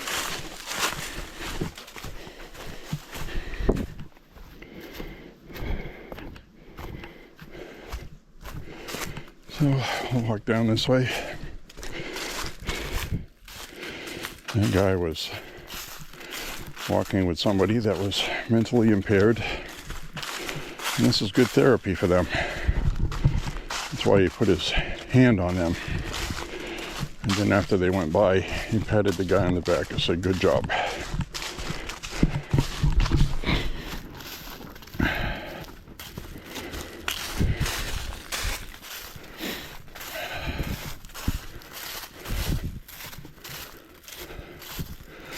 I'll go up this hill. Now this spot right here, this is a very steep decline full of leaves. And when these leaves are wet, oh my goodness, this is one of the times where I fell going down this hill. So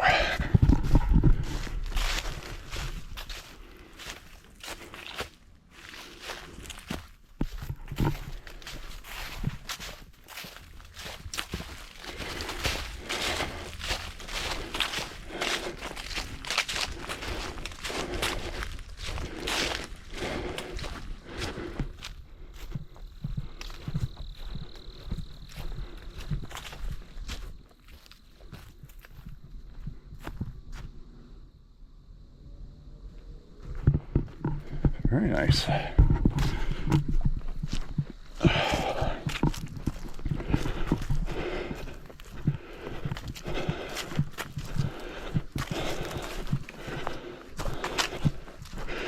Yep, I've almost had my fill today.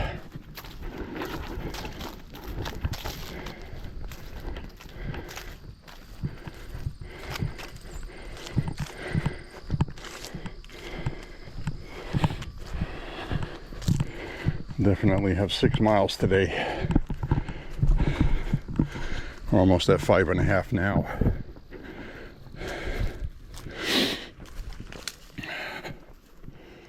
So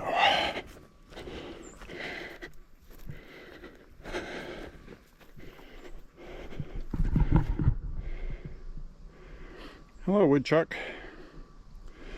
He's just sitting there. He's got his burrow. See him in there? Hi, buddy.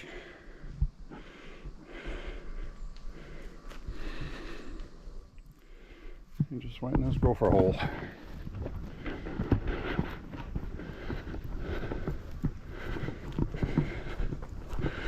Some people call him a woodchuck. Gophers.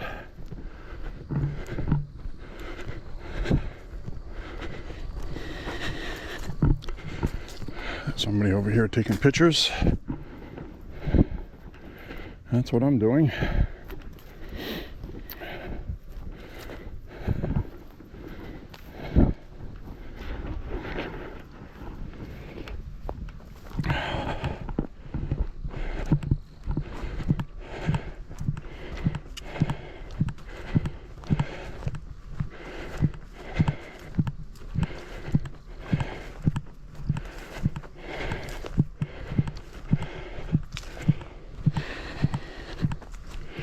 Hello.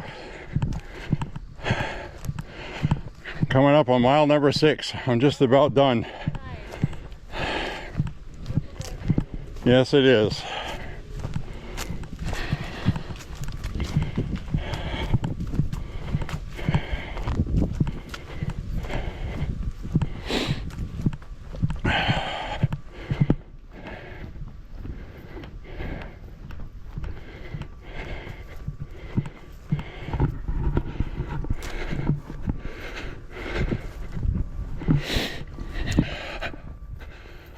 She looked exactly.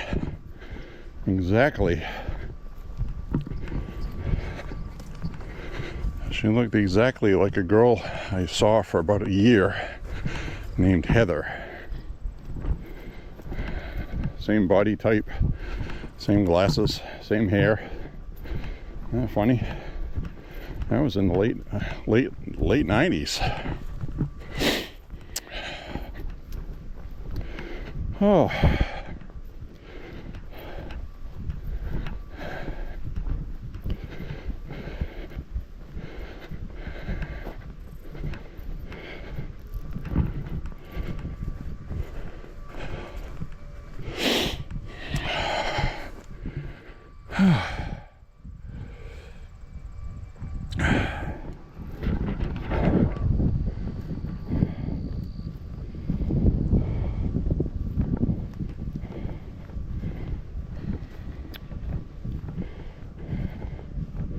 By the time we come out of here, I'll be up mile number 6. I'm past 5.5 now, according to the woman in my ear. Definitely gonna have 6 at least. I'm gonna have more than that actually, but in here it'll be 6. I did walk almost 2 miles before coming in here. I should point that out. And I'm not gonna have that on the walk because I'm trying to keep the walks to 1.5 to 2 hours. Ooh, look at those big turkeys. Wow, look how big those are. Be quiet.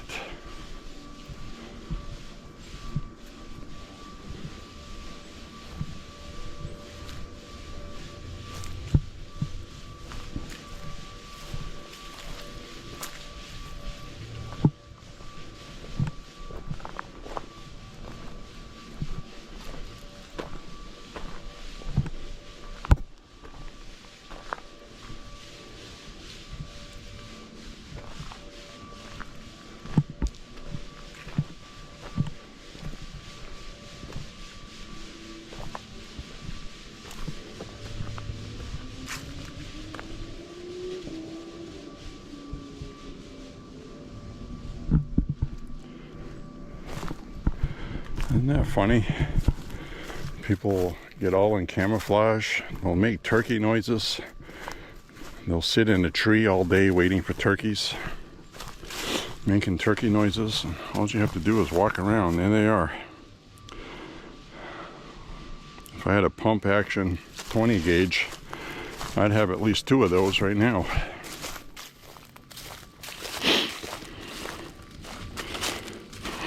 Let's follow them. Let's see where they go. Oh, they see me coming. They're skipping along now. You can see it in their faces too. They're like scooting along. They're scooting along. Fuck, I wish we could fly. Can't fly. We gotta run. Quick, let's go.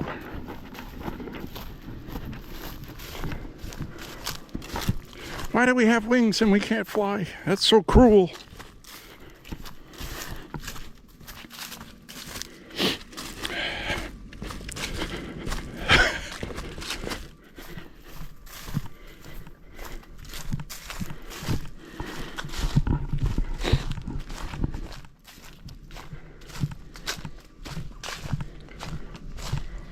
They're going that way. They went off the trail. It's okay, guys. I'm not hunting turkeys. You're okay.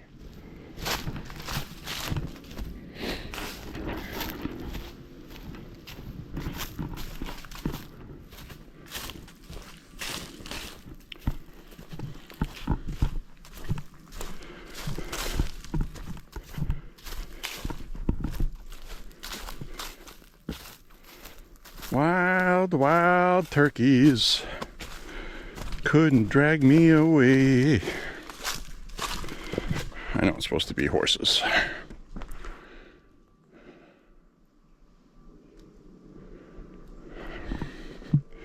That's the thing, you know, those turkeys, they were forced to make noise in the leaves because there's leaves everywhere. giving away their position. Instead of sitting ducks, they were sitting turkeys. Could shoot turkeys in a barrel.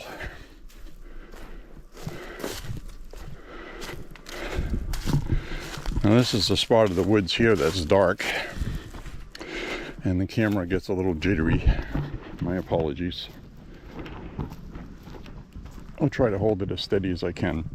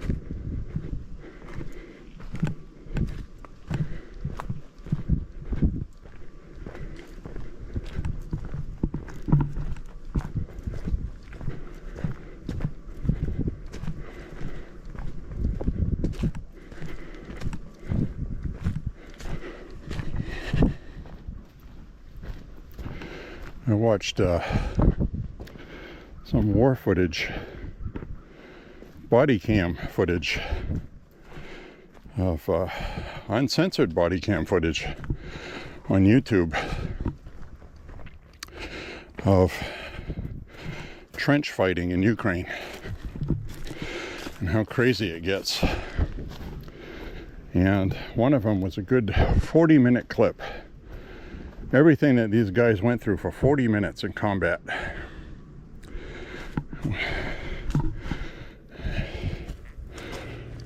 Pinned down in the trench, trying to figure out, you know, they're down in the trench and they'd move, and when they would start moving, bullets would start hitting the top of the trench that they were in. You'd see the dirt flying up, and they were trying to figure out if that was friendlies or not. And it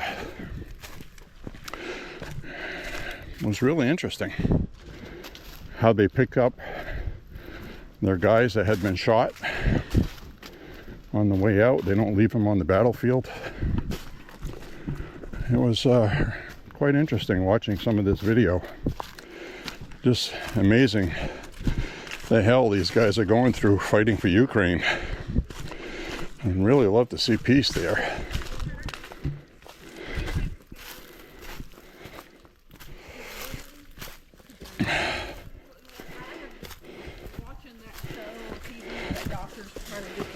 Hello. Hi. Hi.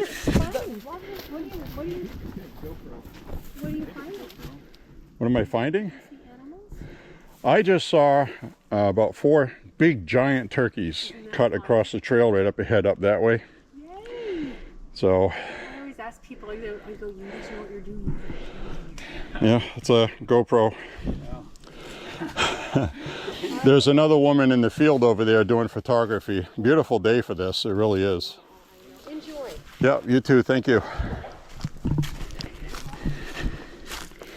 Yeah, got a camera bug.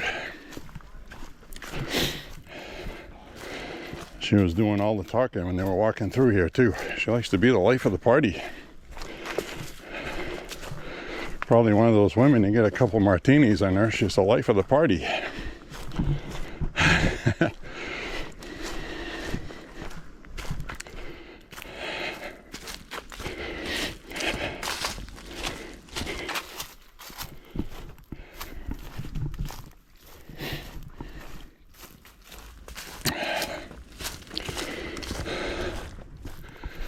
Sometimes when I'm filming and people want to talk, I'll turn the camera away if I sense that maybe somebody's nervous. Like that guy didn't like being filmed. She did.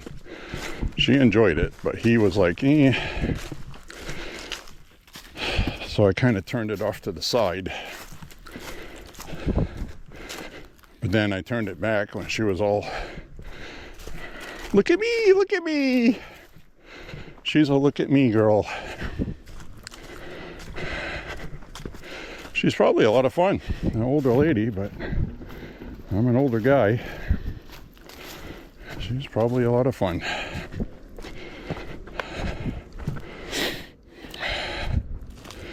So anyway, walking through here.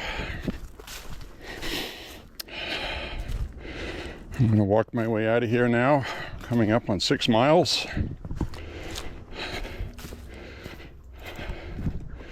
I'm drenched in sweat. I got my workout.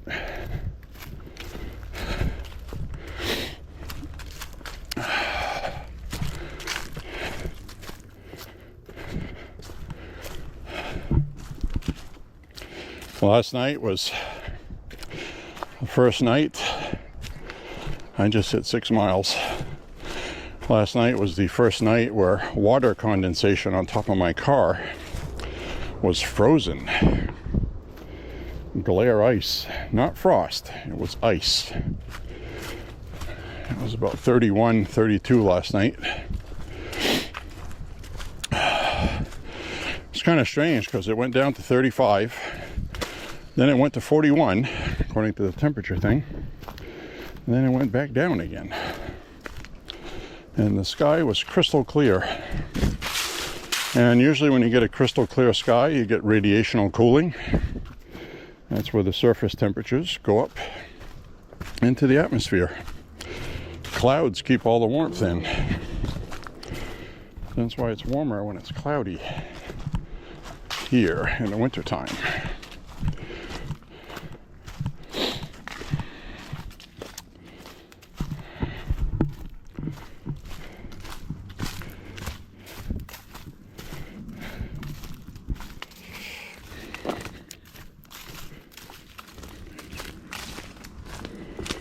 Yeah, those turkeys we saw, those were legit turkeys.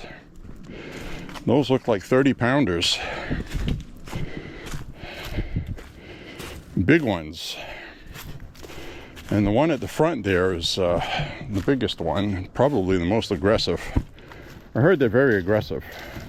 If they have turkeys that they're protecting, they'll be aggressive to protect them because those are the ones they breed with. Strongest survive, you know what I mean? So they get very aggressive. I've never been attacked by a turkey.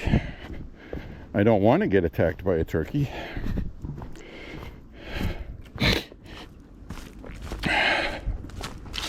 But I truly do not understand the difficulty in hunting turkeys. Now, I would probably be in a tree nest, a roost, making turkey noises, not because I'm trying to outsmart turkeys, but because I would rather be in a tree making noises like a turkey than making noises like a turkey in a bush on the ground and I get shot. So, as you can tell, walking this time of year, all you hear is, that's the noise the turkeys were making. So if you're making that noise walking through bushes making turkey noises, you may get shot. Just saying.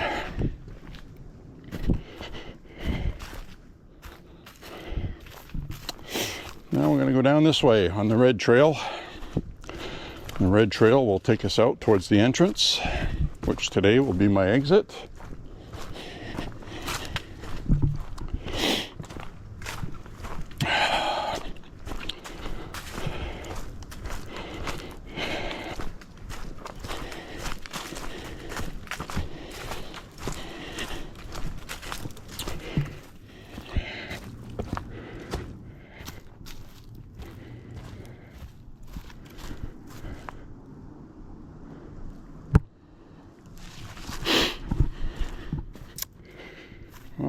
guess we can mosey on out of here today. Good walk today. Good walk. We had a good walk, a good talk. Didn't talk about guns. Not always going to talk about guns. This is the woods walk portion, which basically means I'll talk about politics and there'll be some gun talk. So my gun talk this week is a couple of weeks from now, we go vote. I already voted. We got red flag laws on the ballot that every Democrat does not want to support because they do what they're told.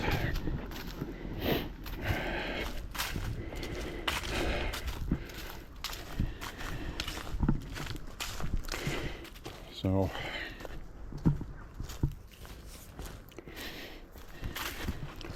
I support yellow flag laws because you get due process. I don't support red flag ones because you don't. It's really that simple.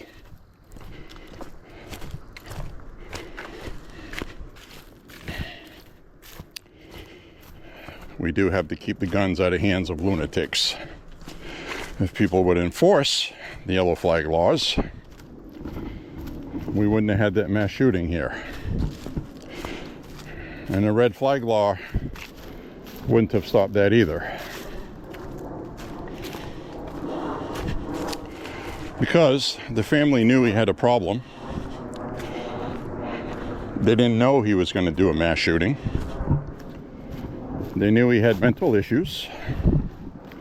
They didn't contact law enforcement and say that you need to take his guns, because we do have yellow flag laws.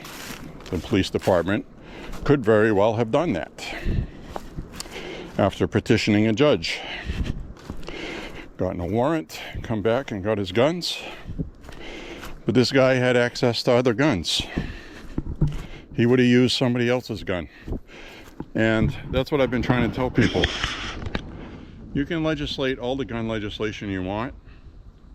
If somebody wants to go kill a whole bunch of people and then kill themselves too, they're not going to give a fuck about stealing a neighbor's gun, stealing your gun, and doing that, are they? So red flag laws ain't going to do anything. You can come take his guns. Take them. He'll just get one from somewhere else. And this guy was in the National Guard. He knew people that owned guns. He would have just gone and taken their guns. So any damn fool knows that. You think he's going to be worried about getting arrested for breaking into somebody's house and taking his guns? No, he's not. In fact, he might even go into his friend's house, shoot the guy, kill him, take his guns. It's not going to get reported, right? This guy was trained in the military. He could easily have done that. So, you know, it's a misnomer to say that, oh, red flag laws will save lives, it'll prevent mass shootings. Well, they haven't prevented mass shootings in any other state that's had mass shootings, and they have red flag laws. The logic is stupid. It's dumb. Criminals don't give a fuck about the law. I mean, I don't understand why people just don't get it. It'll intimidate you because you're a normal person, but somebody that wants to go do something really bad to people, they ain't gonna fucking give a shit about that. Come on, really? How stupid is that?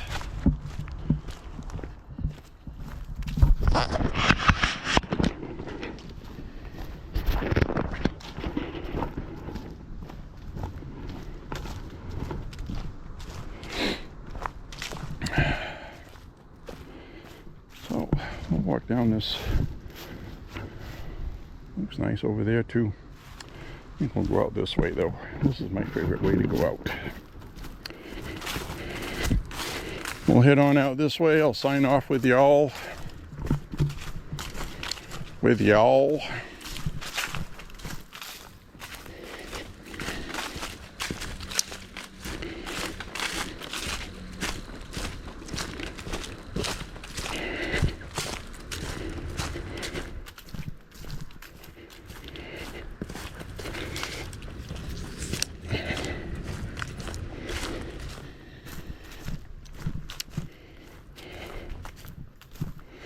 So we found a new trail offshoot off the new trail I had discovered last time I was here.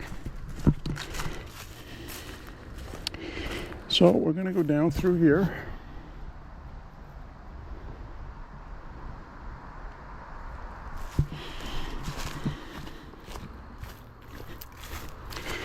And I'll sign off with you.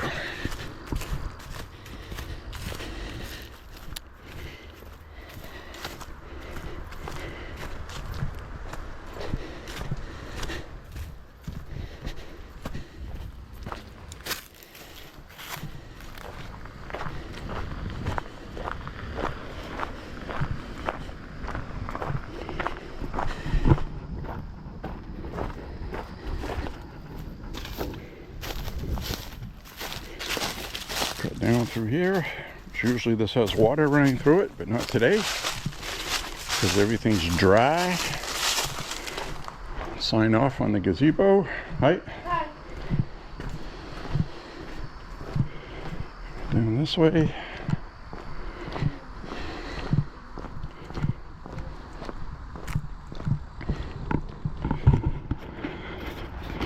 Anyways, my friends, I was going to sign off on the gazebo, but we had surprise guests. So anyways, click like and subscribe, share the content, say a prayer for President Trump. God bless America, and stay safe, everybody, and get out in the woods and walk. It's nice, even if it's not far. Just do what you can do. Maha, make America healthy again. See you guys later. See you on the next walk, my friends. Thank you for the 50th Woods Walk Gun Talk, number 50. Couldn't have done it without you. See ya. Bye-bye.